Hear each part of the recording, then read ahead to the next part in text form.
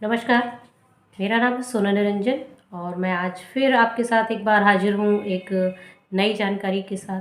आज मैं आपको जो बताने वाली हूँ चीज़ें वो आपकी हैं कि आप किस प्रकार की बुक्स की स्टडी करें जिसमें आपकी इंटेलिजेंस दिन प्रतिदिन अच्छी होती जाए।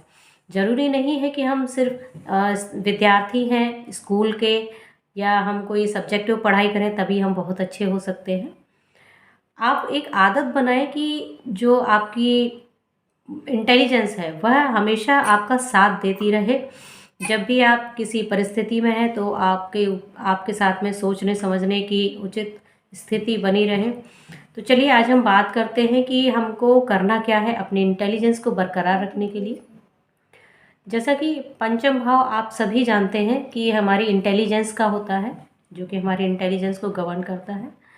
अब देखिए कि हम कोई भी काम अगर कर रहे हैं तब तो बहुत अच्छी बात है, लेकिन अगर हम घर में खाली बैठे हुए हैं, मोस्टली बहुत सारे ऐसे लोग होते हैं जो 5 से 6 घंटे की जॉब की ड्यूटी करके आते हैं, फिर घर में फ्री हैं और उस समय में होता क्या है ना कि हम रेस्ट कर रहे होते हैं। रेस्ट करने के बाद भी हमारे पास कई बार बहुत सारा टाइम बचता भी है। तो जब हम फ्री होते हैं ना तो हमारा माइंड खाली दिमाग शैतान का, ये एक कहावत है, उसको पूरे तरीके से प्रूव करता है। या तो हम उन दिनों में क्या करते हैं कि कोई इंटरनेट पे कुछ भी शॉर्ट्स देखते हैं या फालतू की चीज़ें देखते रहते हैं, वो सारी चीज़ें। तो इन सब की जगह अगर आप अपनी इंटेलिजेंस का सदुपयोग करेंगे, आपका माइंड हमेशा एक्टिव रहेगा, चलता रहेगा। तो आज मैं आपको बता रही हूँ कुछ ऐसी चीज़ें कि आप किस प्रकार की बुक्स पढ़ें, कि आपकी कुंडली में किस प्रकार की राशियाँ वहाँ पे विद्यमान हैं, जिनसे संबंधित अगर आप बुक्स या कोई स्टडी करते हैं तो उससे आपकी जो इंटेलिजेंस है वो आपको सपोर्ट करती है और आप उसमें बहुत अच्छे हो जाते हैं फील्ड में। तो आज सबसे पहले हम बात करते हैं चंद्रदेव के लिए। चंद्रदेव हमारे मन के कारक हैं, इमोशन के कारक हैं। अगर आपकी कुंडली में पंचम भाव में कर्क राशि है, यानी कि चंद्रदेव की राशि या चंद्रदेव वहाँ पे खुद भी विराजमान है, तो आप इस प्रकार की बुक्स पढ़ सकते हैं जिनमें कि इमोशंस हों, है ना, और भावनाएं हों, कविताएं हों। ये सब आप पढ़ते हैं तो इस प्रकार से आप अपने माइंड को, इंटेलिजेंस को इमोशनल लेवल पर बैलेंस्ड कर सकते हैं। और इसके अलावा अगर आपकी कुंडली में सिंह राशि है या सूर्यदेव खुद विराजमान हैं आपके पंचम भाव में, तब आप सरकार की नीतियों से संबंधित प्रशासनिक इस प्रकार के अलग अलग टॉपिक्स की बुक्स की स्टडी कर सकते हैं, नया नया मटेरियल आप पढ़ सकते हैं। तो इससे होगा क्या कि आपकी जो इंटेलिजेंस है, जो उसके लिए आपकी कुंडली में आया है, उस पे अगर आप फोकस करेंगे तो आप बहुत अच्छा कर पाएंगे। अब हम बात करते हैं बुधदेव के लिए। तो बुधदेव हमारे जो हैं वो हमारे कारक होते हैं मार्केटिंग, नेटवर्किंग, है ना, कम्युनिकेशन स्किल, इन सब चीज़ों के लिए। तो उनकी जो राशियां होती हैं वह होती हैं मिथुन राशि और कन्या राशि। अगर आपकी कुंडली में बुधदेव की राशि है तो आप इस प्रकार की किताबों को पढ़ें जिनमें कि मार्केटिंग, नेटवर्किंग या फिनेंस से रिलेटेड जानकारी हो। तो इसमें आपकी जो महारत है वो भी बनी रहेगी और आप अपनी बुद्धि का उपयोग बहुत अच्छे तरीके से जिस फील्ड में करना चाहिए उसमें कर भी पाएंगे। अब हम नेक्स्ट बात करते हैं गुरु बृहस्पति देव की।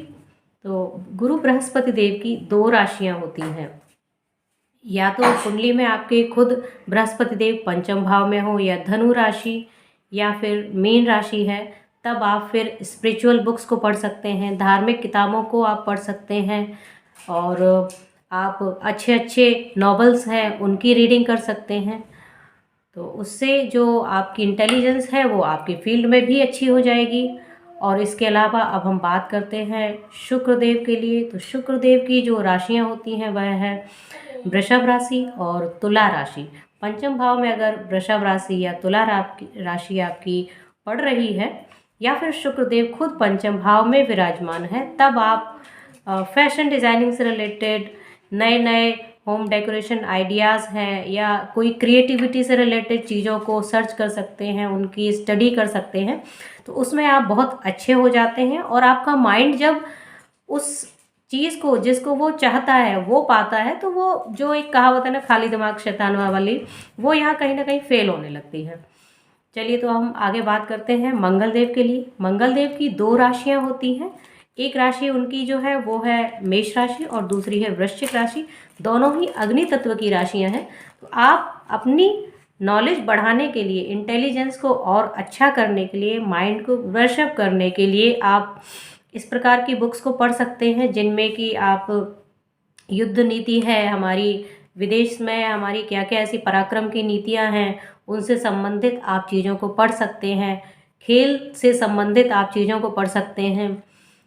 तो इससे आपकी जो इंटेलिजेंस है वो आपके लिए सहयोगी बनी रहेगी। और अब हम आगे बात करते हैं शनि देव के लिए। शनि देव की हमारी जो राशियां होती हैं वह होती है मकर राशि, और एक राशि होती है उनकी कुंभ राशि। या फिर शनिदेव खुद भी अगर पंचम भाव में विराजमान है, तो वैसे भी कहा जाता है कि शनिदेव न्याय के देवता हैं, यानी कि उनको न्याय से संबंधित चीज़ें भी पसंद होती हैं। और ऐसी चीज़ें आप बुक्स की स्टडी में आप डाल सकते हैं, जिनमें कि आपको अपने काम को कैसे डिसिप्लिन मोड में लेके आके करना है ना। और या फिर आप न्याय से संबंधित कोई भी स्टडी का अध्ययन कर सकते हैं। तो इसके अलावा ये तो हमारे हो गए ग्रह सारे जिनकी राशियां हैं, लेकिन हमारे 2 ग्रह ऐसे भी हैं जिनकी कोई राशि नहीं है, और वो भी हमारी कुंडली में अगर पंचम भाव में विराजमान हो जाते हैं, तो उनसे संबंधित अगर आप स्टडी करते हैं तो आप अपने और इंटेलिजेंस है उसमें इजाफा कर सकते हैं। सबसे पहले जैसे मैं आपको बताना चाहूँगी कि अगर आपकी कुंडली में केतुदेव विराजमान है, तो केतुदेव का जो स्वभाव है वह ये है कि वह चीज़ों में जो आपको पसंद है उसमें डिटैचमेंट लाने की कोशिश करते हैं। तो इसको आप एक तरीके से ये भी कह सकते हैं, ये आपके लिए कहीं ना कहीं पॉजिटिव भी हो सकता है अगर आप इसको पॉजिटिव तरीके से उपयोग करें। इनको आप ये कहिए कि अगर आप पॉजिटिव करना चाह रहे हैं तो आप मेडिटेशन करिए, ध्यान करिए, है ना। तो आप अपने जो बुक की रीडिंग है उसकी प्रैक्टिस में आप ध्यान से संबंधित बुक्स की रीडिंग करिए, उससे आपके केतुदेव अच्छे हो जाएंगे। और अब हम बात करते हैं पंचम भाव में अगर आपकी कुंडली में राहु देव विराजमान है। राहु देव हमारे जो कारक होते हैं वह हमारे आजकल इंटरनेट हो गया हमारा, है ना, और ट्रांसपोर्टेशन हो गया, आयात निर्यात का काम जिसको हम कहते हैं, इन सब चीज़ों को गवर्न करते हैं।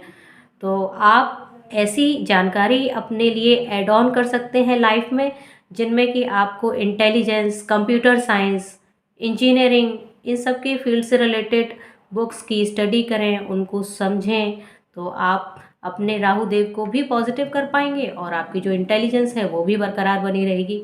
नहीं तो होता क्या है कि अगर पंचम भाव में राहु देव विराजमान है तो उनकी नवम दृष्टि जो है वो आपके फर्स्ट हाउस पे जाती है, और कहीं ना कहीं जब कुंडली में आप राहु देव से संबंधित चीज़ों को लाइफ में नहीं इनबिल्ड कर रहे हैं, तो वो क्या करते हैं कि आपकी बुद्धि को कहीं ना कहीं भ्रमित करते रहते हैं। जब आपको सही डिसीज़न लेना है तो आप डिसीज़न सही नहीं ले पाते हैं ऐसे टाइम में।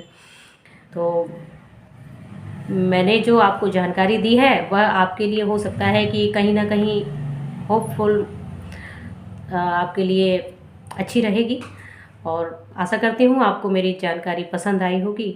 इन प्रकार की सभी अच्छी अच्छी जानकारियों के लिए आप मेरे चैनल को फॉलो भी कर सकते हैं, और वीडियो आपको अच्छा लगा है तो आप इसको लाइक ज़रूर करिएगा।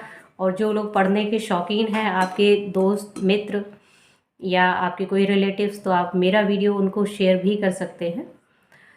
अब नेक्स्ट टाइम जब भी मैं आऊँगी तो उसके पहले आपको एक नोटिफिकेशन मैं ज़रूर दूँगी। नमस्कार।